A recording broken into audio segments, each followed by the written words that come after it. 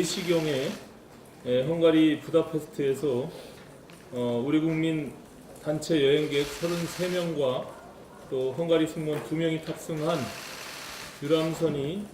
유람선이 크루즈선과 충돌하는 침몰 사고가 발생했습니다.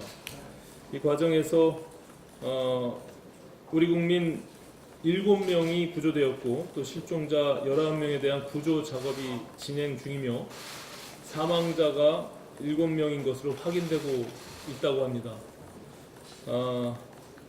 이런 사고로 인해서 유명을 달리하신 분들께 조의를 표하고 또 정부는 조속히 이 사고 수습을 위해서 최선과 만전을 기해 주시기를 당부드립니다. 이후에 진행되는 부분들을 저희도 보면서 당 차원에서 대응을 하도록 그렇게 하겠습니다. 어제 문재인 대통령이 외교부 기밀 유출 사건과 관련해서 제1야당을 향해 작심 발언을 쏟아냈습니다. 문재인 대통령은 외교 기밀이 유출되고 이를 정쟁의 소재로 이용하는 불미스러운 일이 일어났다. 그러면서 당리당략을 국익과 국가안보에 앞세우는 정치가 아니라 상식에 기초하는 정치여야 한다고 자유한국당의 유감을 표명했습니다. 말이야 정말 바른 말입니다. 국가안보에 직결되는 한미 정상 간 통화 내역을 현직 외교관이 밖으로 유출하고 정치권이 이를 악용하는 것은 국익을 심각하게 해치는 결코 용납돼서는 안 될 일입니다. 그래서 바른미래당은 사건 초기부터 엄정한 수사와 관련자 전원에 대해 응분의 책임을 물어줄 것을 주문해 왔습니다.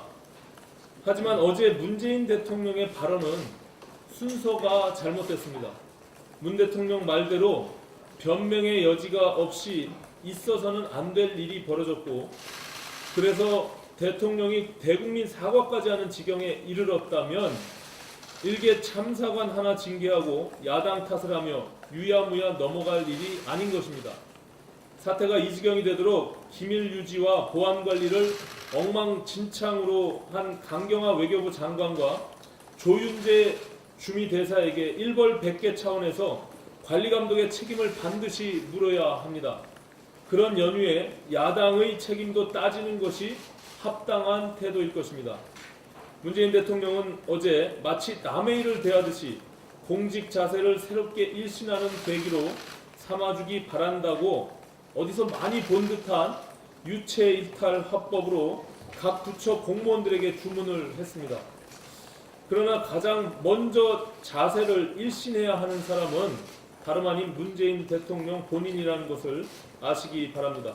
문 대통령은 이 사태를 더 이상 안이한 자세로 보지 말고 강경화 외교부 장관과 조윤재 주미대사를 즉각 문책하기 바랍니다. 그렇지 않아도 경제가 어려운 가운데 미중 무역 분쟁으로 대외 여건마저 악화 일보 직전에 있습니다. 생활물가 인상과 가처분 소득 감소로 국내 소비자의 소비 심리까지 얼어붙고 있어서 하반기 경제 전망이 갈수록 나빠지고 있습니다. 이런 와중에 민주노총은 총파업 운운하며 불법 폭력으로 기업 활동을 방해하고 문재인 정부는 그런 민주노총을 수수방관하고 있어서 국민들의 불안이 가중되고 있습니다.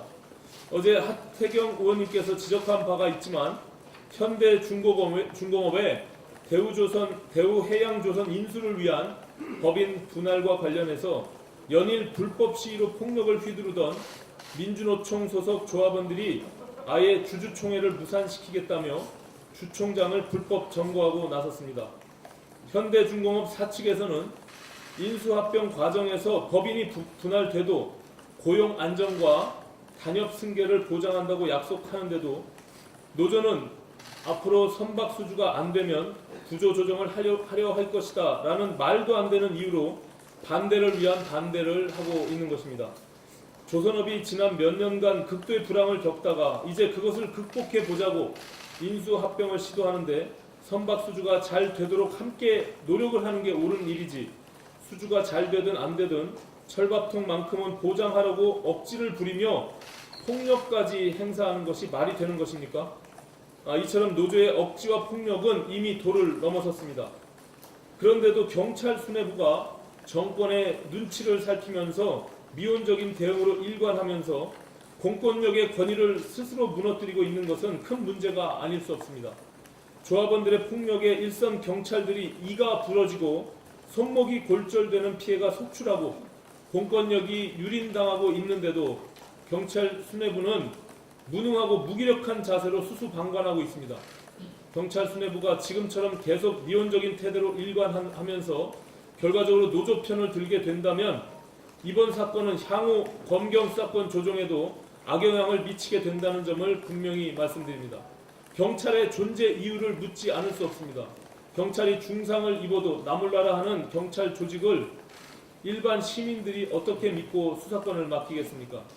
이번 사태는 애당초 관용의 여지가 없는 것입니다. 경찰은 불법 폭력으로 주총장을 점거하고 있는 민주노총 소속 조합원들을 즉각 해산시켜야 합니다.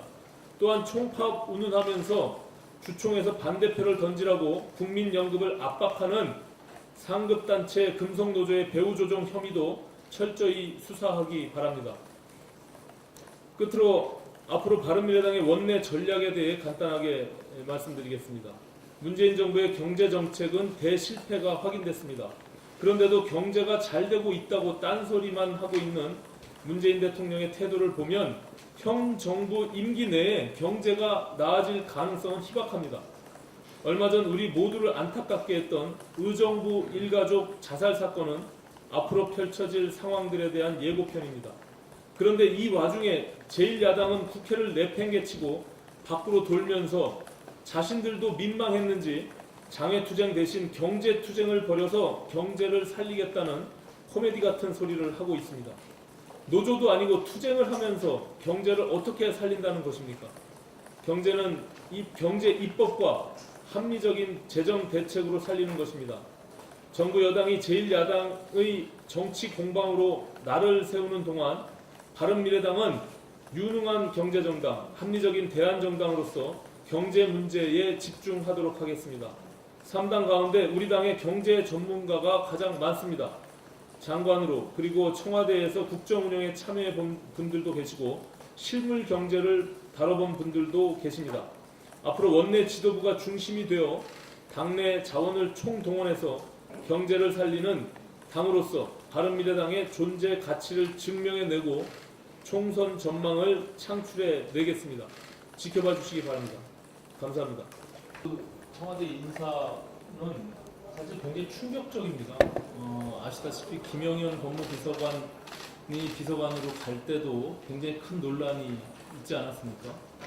현직 판사가 이틀 만에 옷 벗고 청와대 법무비서관으로 간 굉장히 이례적인 일이 있어서 정치권에서 그 부분에 대한 강한 문제제기가 있었고, 또 김혜숙 법제처장도 법무부인 부산에서 문재인 대통령과 함께 오랜 인연을 맺고 왔던 그 공정성을 가져야 되는 법제처장의 자리로 옮겨간, 그리고 저도 법사위원으로서 같이 경험을 했지만 그 역량과 자질이 다소 의심스러운 부분들이 끊임없이 상임위에서 논란이 있었습니다. 그런 분을 인사수석으로 또 김영현 법무비서관을 법제처장으로 또 김여겸 법무비서관의 빈자리를 또 다른 현직 부장판사 3개월 만에 자리를 옮겨가는 이런 인사를 어떻게 상상하고 만들었는지가 정말 이해할 수가 없습니다. 지금 우리 바른미래당은 문재인 정부 인사 참사와 관련해서 특히 공공기관 낙하산 인사, 캠코더 인사와 관련해서 백서를 발간했고 끊임없이 문제 제기를 했습니다. 현재 공공기관 낙하산 금지 법안도 제출되어 있는 상태입니다. 국회가 정상화되면 이 부분에 대해서도 조속히 법안이 통과될 수 있도록 온 힘을 기울이도록 그렇게 하겠습니다.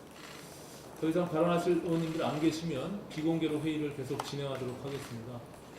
언론인 여러분 협조해 주시기 바랍니다.